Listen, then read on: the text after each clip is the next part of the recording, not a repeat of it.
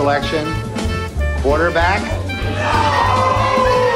Ken O'Brien of California, Davis. New York Jets, first-round choice, Jeff Lageman, linebacker, Virginia.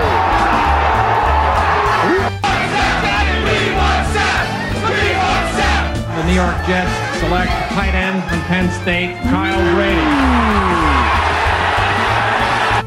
And with the 5th pick in the 2009 NFL Draft, the New York Jets select Mark Sanchez, quarterback, USC. With the 39th pick in the 2013 NFL Draft, the New York Jets select Geno Smith.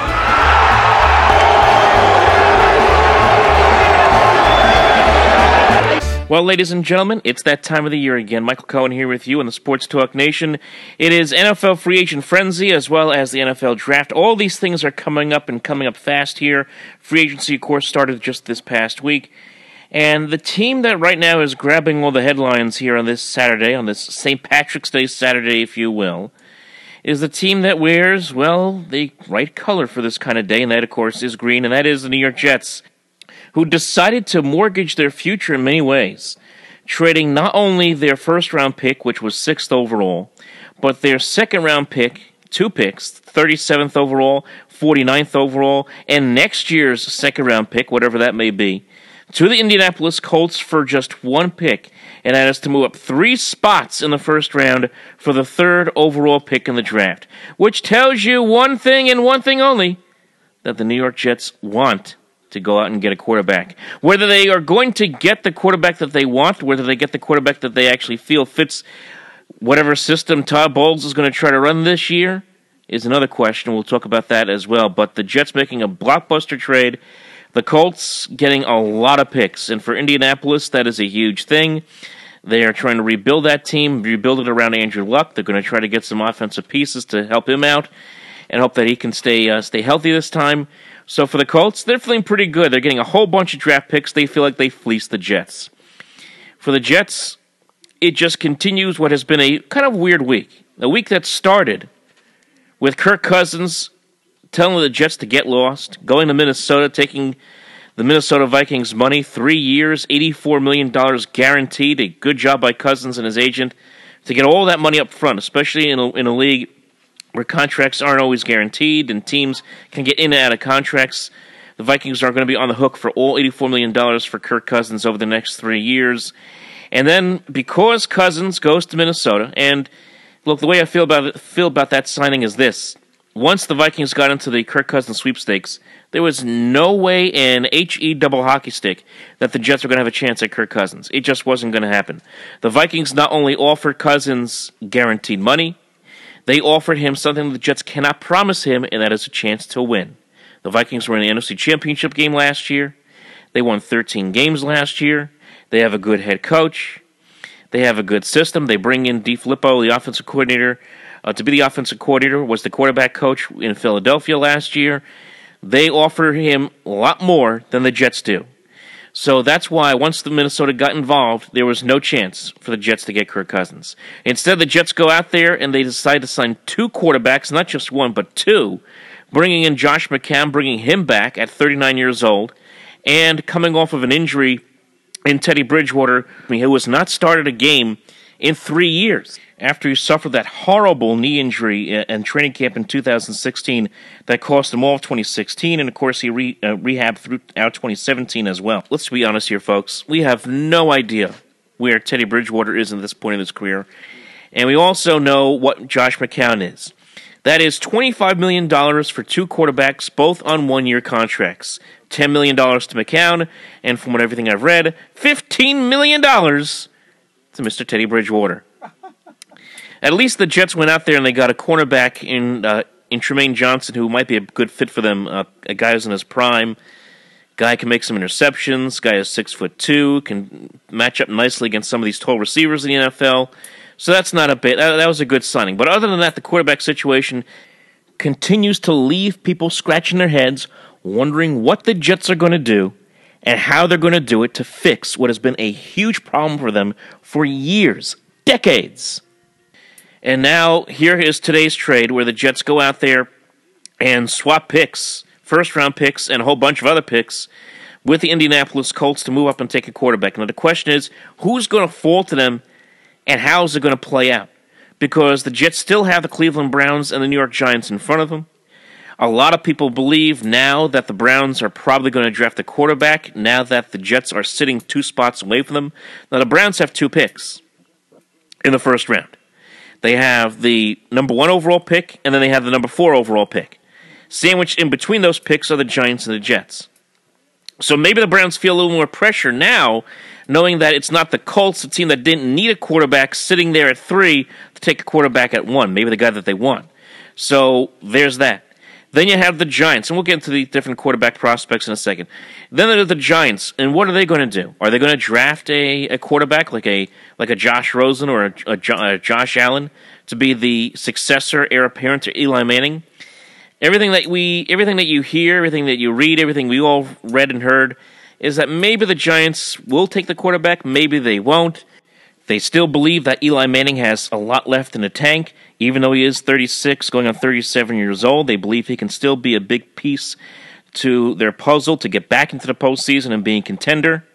There's word that they like Davis Webb. We haven't seen Davis Webb other than a couple of preseason games.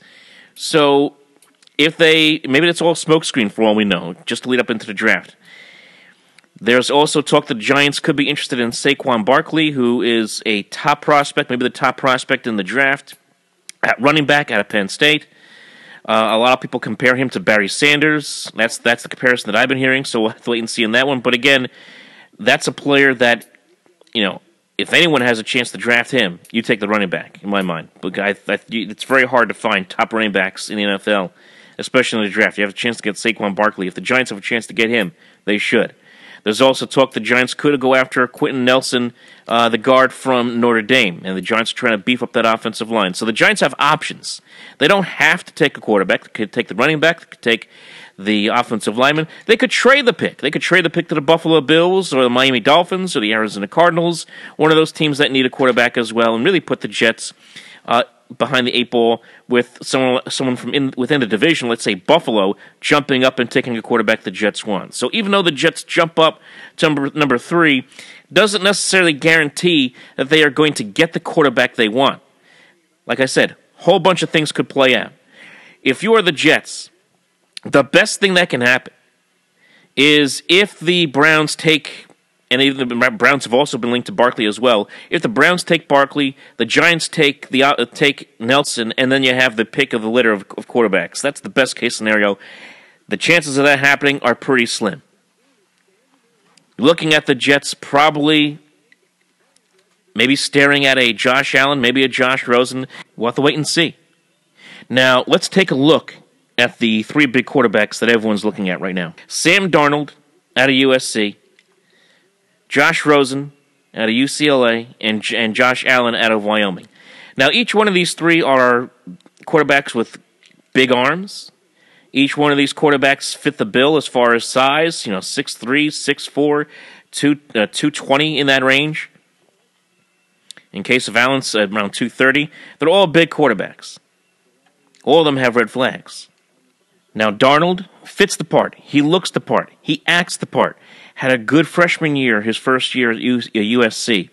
Had a good second year. Statistically, the stats are good, but again, he turned it over a lot. That was one thing that really stuck out in my mind, was the turnovers were a big problem for him.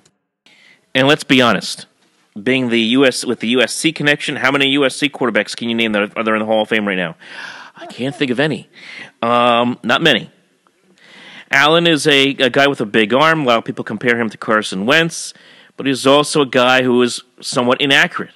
Completed about 56% of his passes last year. Not big in accuracy, even though he has a big arm. And then you have Rosen, who a lot of people feel is the best quarterback in the draft as far as skill set is concerned. But you take a look, there's a lot of people who question his passion for the game. A lot of people who don't like his personality. They feel he rubs people the wrong way.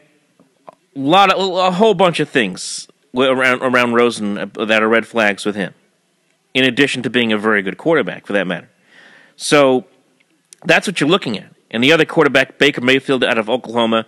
If the Jets traded up 3 picks to take a quarterback who is just barely 6 feet, has on-field and off-field issues, if they could have taken at the 6th pick, then shame on the Jets. Absolutely shame on the Jets if that's what they did. And mortgage their future for a quarterback that they can take later on in the draft. This is all going to be about Darnold, Rosen, or Allen in my mind, and I think the minds of a lot of people. One of those quarterbacks could end up as a member of the New York Jets. And when it comes to the draft, as we all know, it is the biggest crapshoot, especially at the quarterback position. The Jets have to get this right.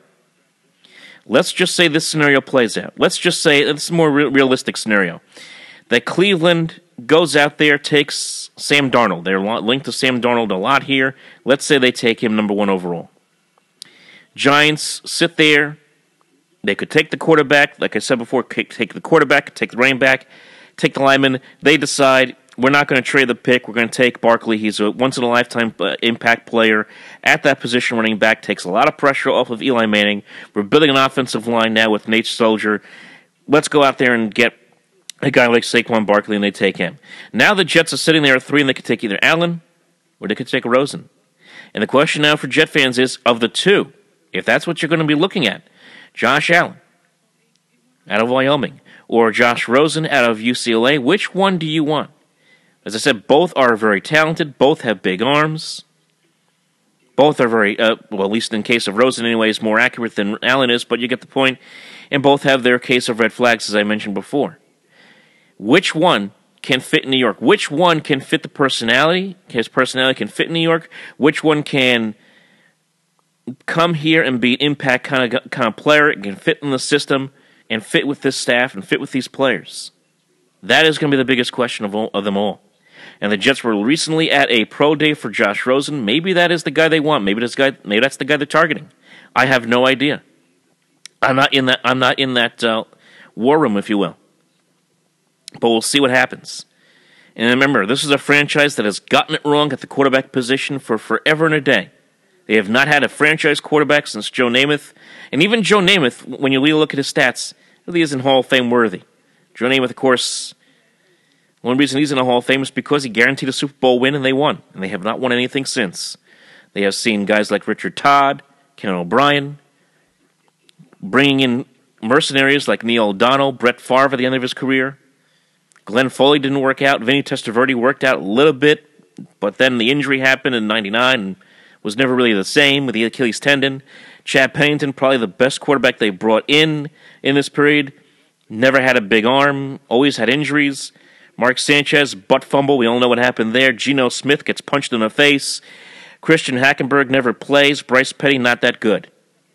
We all know the history of the New York Jets at the quarterback position. It's not good at all.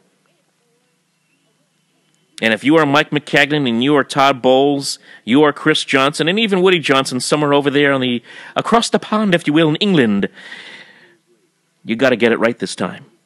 You have to get it right this time. There are a lot of careers that rest on this pick. The Jets traded it a lot to the Indianapolis Colts. I know you can sit here and say if the Jets somehow strike gold and either Rosen or Darnold or Allen becomes the next big thing, turns out to be Peyton Manning reincarnate. If that happens, then yes, it is worth trading all those picks. Then again, if it turns out to be like a Robert Griffin III kind of situation with the Redskins a few years ago, where they trade a bunch of picks, trade up, and it doesn't work out at the end of the day, well, the Jets will be looking for another head coach and another general manager all over again. So we'll see what happens, folks. It's an interesting situation for the Jets to be in. It's a scary situation. It's an exciting situation. I know that a lot of Jet fans are going to be both anxious and excited at the same time. Draft day is coming. It is about a little over a month away, April the 26th. We still got other things that are going to happen here. More free agents are going to come off the board in the next couple of weeks. You have the NFL schedule coming out in about a month or so.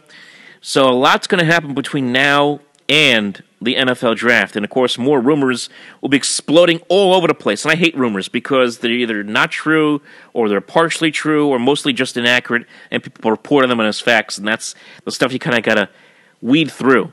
So that's what we're going to try to do here over the next few weeks as we lead up to this draft. It's going to be very interesting, and now very interesting for the two local football teams in New York City, for the New York Giants and for the New York Jets, or should I say New Jersey, for the New York Giants and the New York Jets, leading up to this draft. What will they do? How will they do it?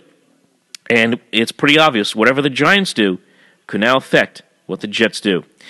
For all of us here in Sports Talk Nation, again, this is Michael Cohen. Thank you for tuning in and listening. Remember, folks, follow us on the social media, facebook.com/openmicprogram, at OpenMicNJ on Twitter, and on the Sports Talk Nation. Folks, like and subscribe. We'll talk to you next time.